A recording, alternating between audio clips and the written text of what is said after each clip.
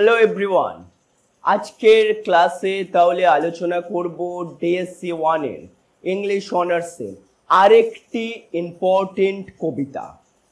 আগের কবিতাগুলো যেমনভাবে সহজভাবে তোমাদের সামনে প্রেজেন্ট করেছি, খুব সহজ হয়ে গেছে তোমাদের কাছে এই কবিতাগুলো। সুতরাং আজকেও আরেকটি কবিতা, যেটি হচ্ছে Crow's Fall by Ted Hughes.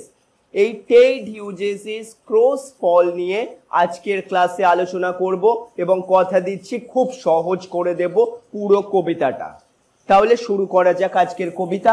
প্রথমেই জানবো আজকের কবিতার ক্ষেত্রে about the poet Ted huge সম্পর্কে আমরা ডিটেলসে জেনে নেব এবং খুব অল্প কথায় একটা ব্রিফ সামারি জেনে নেব, যেটা আমাদের কোয়েশ্চেন আনসার লেখার জন্য খুবই গুরুত্বপূর্ণ হবে।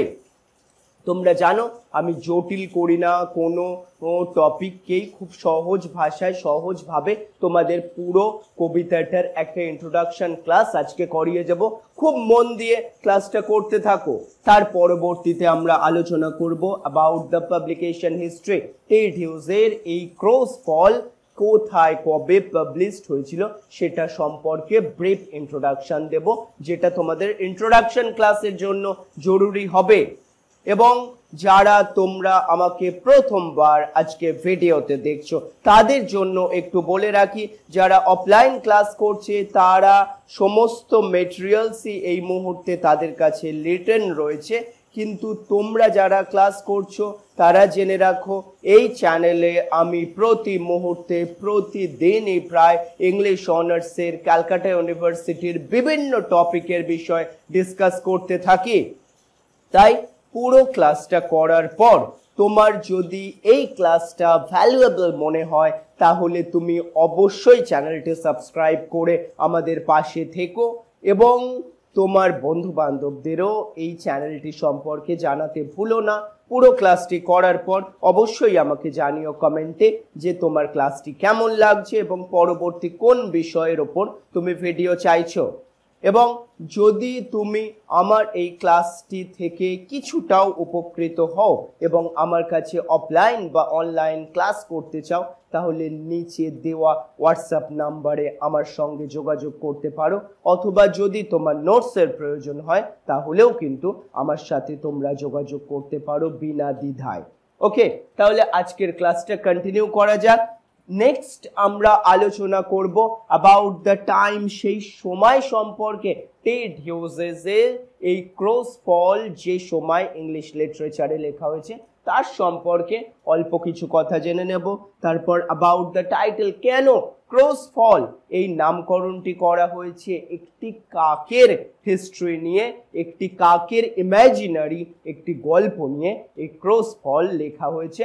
আমি প্রত্যেকটা লাইন বাই লাইন তো পরে বোঝাবো, কিন্তু তার আগে নেক্সট সেকশনে আমরা দেখে নেব summary of the Crow's Fall, summary of the poem.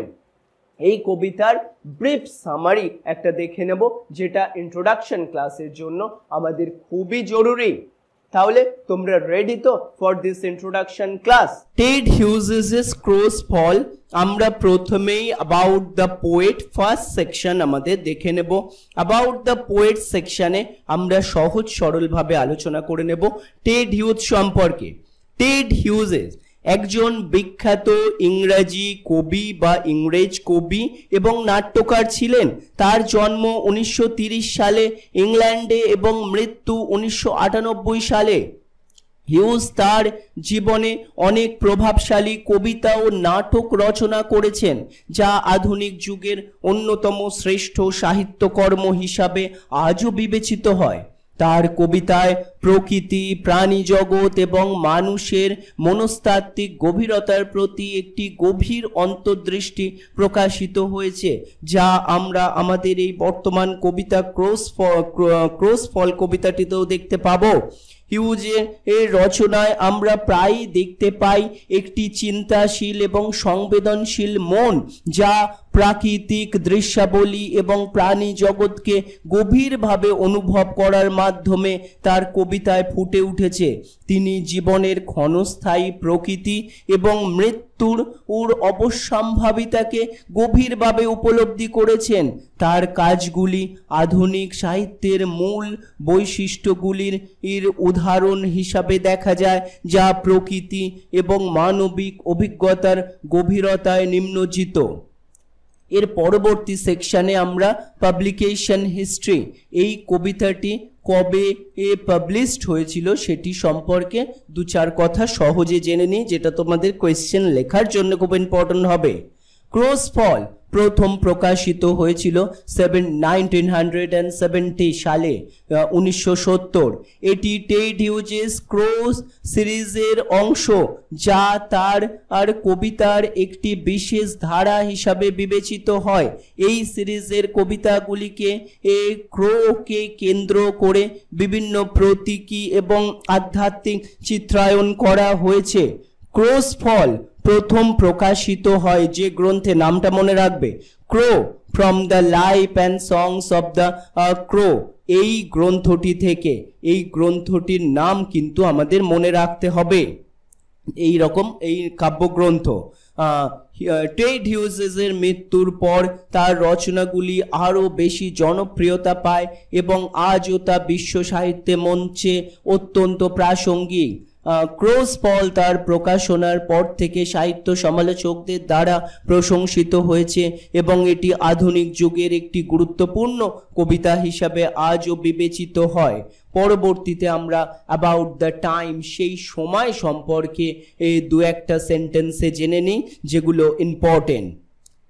1960 এবং 1970 এই দশকে ইউরোপ এবং বিশ্ব রাজনৈতিক ও সামাজিক অস্থিরতা একটি দেখা যায়, যার ফলশ্রুতি কিন্তু আমরা এই কবিতায় দেখতে পাবো।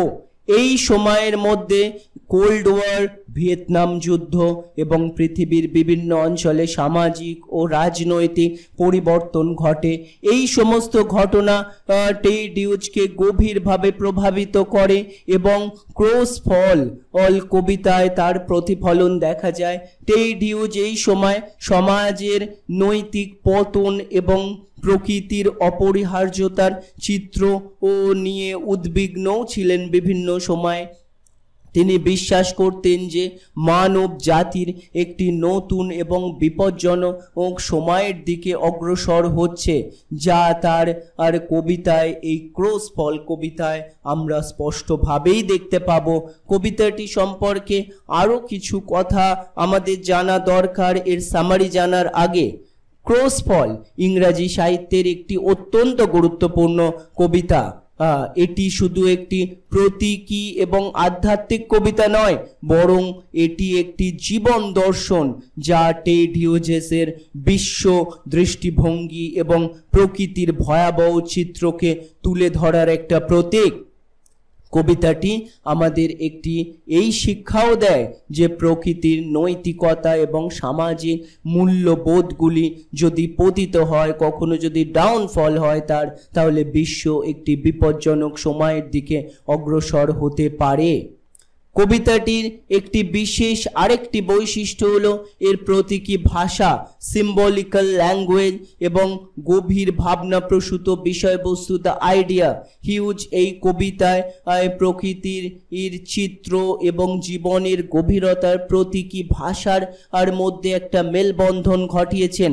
কবিতার প্রতিটি লাইনে প্রকৃতির নৈতিকতা, সামাজিক মূল্যবোধ এবং জীবনের গভীরতার প্রতিফলন দেখা যায়। হিউজেসের ভাষা এবং প্রতীকী চিত্রায়ন পাঠকদের মনে একটি গভীর অনুভূতিরও সৃষ্টি করে। এবারে আমরা সামারি সেকশনটা একটু জেনে নিই। এই কবিতার সামারিটা আমরা সংক্ষেপে জেনে নিই। দেখো কি বলা হচ্ছে। ক্রোস ফল টেড হিউজেসের একটি এমন কবিতা, তার সংকলন ক্রো ও from the life and songs of the crow থেকে নেওয়া হয়েছে। কবিতাটিতে কাকের বর্ণনা দিয়ে শুরু করা হয়েছে, যা ধূর্ততা এবং অহংকারের প্রতীক। কাক তার আর অপরাজেয়তা দাবি করেছেন এবং সমস্ত প্রাণীর উপর তার শ্রেষ্ঠত্বকে মানে প্রচার করতে চেয়েছে। সে তার শক্তি এবং বুদ্ধিমত্তায় আত্মবিশ্বাসী এবং নিজেকে অজেয় অপরাজিত বিশ্বাস করতে চেয়েছে। সে সূর্যকে একসময় চ্যালেঞ্জ করে বসে।